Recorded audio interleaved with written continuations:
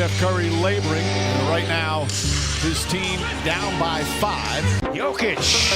Got it! Troika! Hooper didn't appreciate being tripped. And then Clay had something to say. I don't know. You didn't even play tonight. Durant into the paint. Durant rises up. Durant scores! Kevin Durant! Again! Shouting and yelling at the Kings bench. This is holding up the game right now. Put some respect on Gucci Mane's name. Bang, bang, bang. Late game killer. Time to move him, start fresh, send him somewhere where he can start fresh. Is it time to turn the page on young LaMelo Ball? We are now 1 month into the NBA season, and things are already out of control. The NBA is back, and it's better than ever.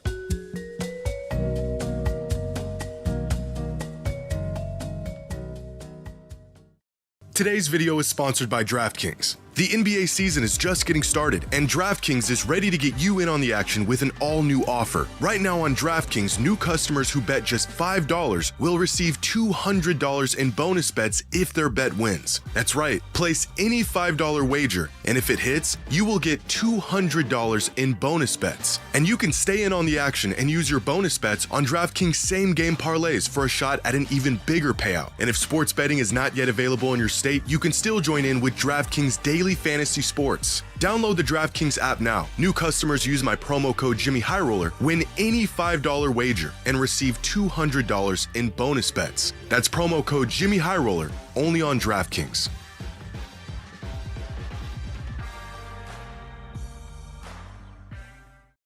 With 1 month of NBA games in the books, would it be too early for me to jump to some wildly bold conclusions on a season that just started? Absolutely. Is that gonna stop me from making some wildly bold conclusions on a season that just started?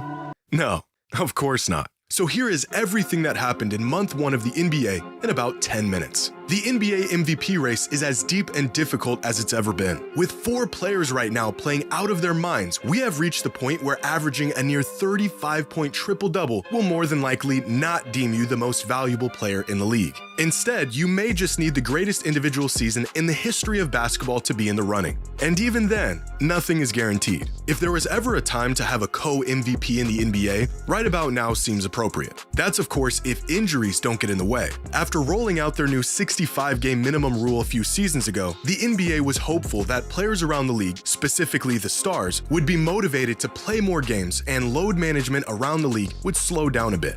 Their plan has not worked. As of right now, there are 123 players either ruled out or day-to-day across the NBA. That's over a quarter of the league's sideline after just 1 month of basketball. Turns out more rest might not be such a bad thing. And although staying healthy has proven to be difficult this season, scoring the ball has never been easier. So far this season, teams have scored at least 130 points 75 times. Just a decade ago, teams crossed the 130-point threshold only 36 times over the course of the entire season. Watching the Pelicans drop 143 points in a single outing was a bit of a wake-up call, but at the rate the league is going, we should see our first 200-point game by about tomorrow.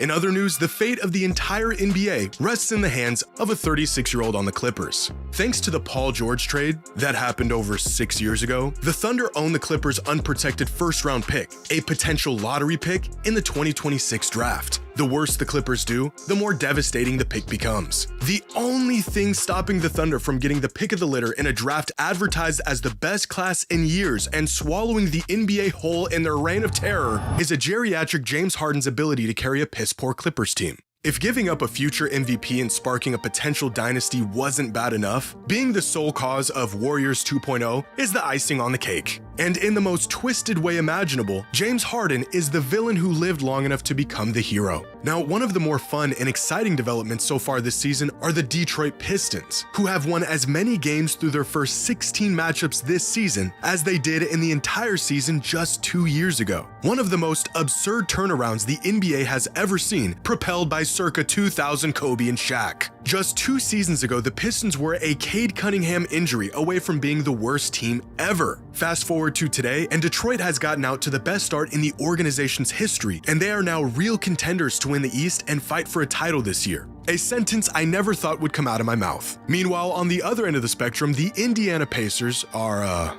not doing very good. A team that was 3/4 away from their first NBA championship just a few months ago have mustered a grand total of 3 wins this season as quite possibly the worst team in the league. Oddly enough, there's hardly been any changes between this year's team and the team that made it to the finals just 5 months ago. They have dealt with some injuries, but the Pacers have one of the highest roster continuities in the NBA outside of the departure of Miles Turner and the absence of Tyrese Halliburton. And it's at this moment that I would like to remind everyone that Halliburton was voted as the most overrated player in the NBA last season. The same guy who is apparently the difference between the Pacers being a finals team and the Pacers being the worst team in the NBA. Just something to think about. After 21 seasons in the league, Chris Paul announced he will be retiring after this season. A sad day for the basketball world, and an announcement that came eerily soon after Shai Gilgeous-Alexander invited him over for dinner and brought out his MVP trophy to put on display in the middle of their spread. Okay, guys, that's insane. Bro, what? Whose idea was this? Thank you for 21 fantastic seasons of hoops. Now look at this trophy you never got.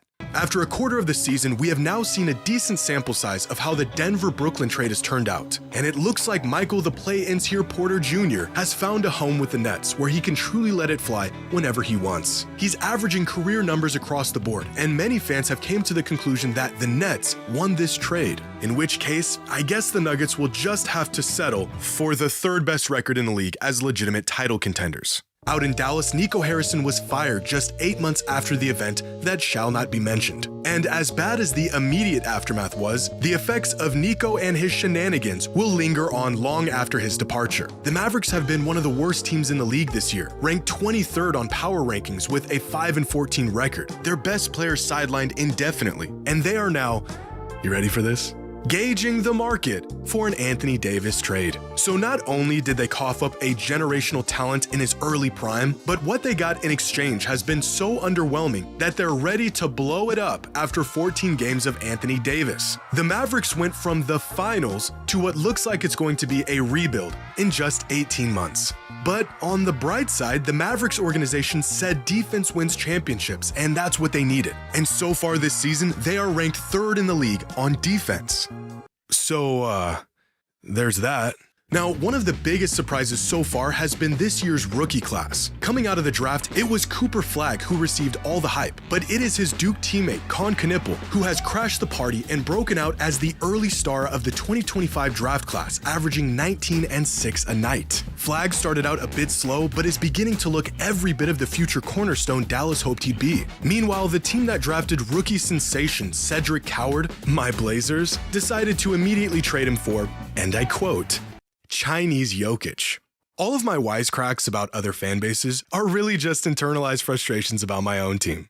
At least Pelicans fans have something to smile about, with 2 rookies playing well while the rest of the franchise is lollygagging around them. And VJ Edgecombe has cooled off a bit after his very good impression of a young Michael Jordan in his first NBA game, but still looks to be a contender for Rookie of the Year this season. Now, here are the power rankings through Week 5, and the change in rankings from the preseason. The Thunder and Nuggets sit comfortably at the top as the 2 best teams in the league, with the Rockets, Pistons, and Cavaliers trailing them as title contenders. The Phoenix Suns have rocketed up the rankings from near the bottom of the NBA at 25 in the preseason, all the way up to 7th in the most recent power ranking. The Raptors' 8-game win streak jumped them up into the top 10, and the complete reinvention of the Heat's offense has propelled them up 10 spots in just the first month of the season. On the other end of the spectrum are the Clippers, who have fallen from the 6th spot all the way to 21, as the basketball world clings onto the hope that they will turn it around. The Grizzlies have fallen 6 spots as Ja Morant continues to be fine in the West. The Mavericks are still learning the value of Luka Doncic, and the Wizards, well, they're the Wizards. And finally, here are our criminally early NBA season awards, which I really shouldn't do, but I'm going to. No one can stop me. Based off of the first month of the season, here are the all-NBA teams so far. First team is Maxey, Luka, Giannis, Jokic, and Shea. Second team is Harden, Wemby, Steph, Cade, and Mitchell. And third team is Markkanen, Randall, Şengün, Jalen Johnson, and Jalen Duren. Tyrese Maxey, who's playing out of his mind early this season, could potentially join the 4 foreign horsemen of NBA first team. If Wemby can come back healthy and in time, he will make his first all-NBA team, along with James Harden, who is spiritually and physically still in 2019. And third team features a handful of new faces in Şengün, Johnson, and Duren. At the moment, the MVP is Nikola Jokic. The Rookie of the Year is somehow a 6'8" forward from Duke, not named Cooper Flag. The scoring leader is Luka Doncic, averaging over 35 points a night. And I don't care if he doesn't play another game this season, the Defensive Player of the Year is Victor Wembanyama. Now, for Most Improved Player, there's a handful of guys who have a case for this award up to this point. Jalen Duren, Jalen Johnson, Denny Advia, Keontae George, but I'm gonna give it to Ryan Rollins, who has tripled his production since last season and has been balling out this season. And lastly, the best team through month 1 is easily the OKC Thunder. They are very casually dismantling teams. They have the second best record in league history through the first month of the season, and they aren't even healthy yet. This team is floating head and shoulders above the league, and as of right now, they are the easy favorites as champions this season. And that was everything that happened in month 1 of the NBA season in about 10 minutes. Hope you all enjoyed, and as always, until next time.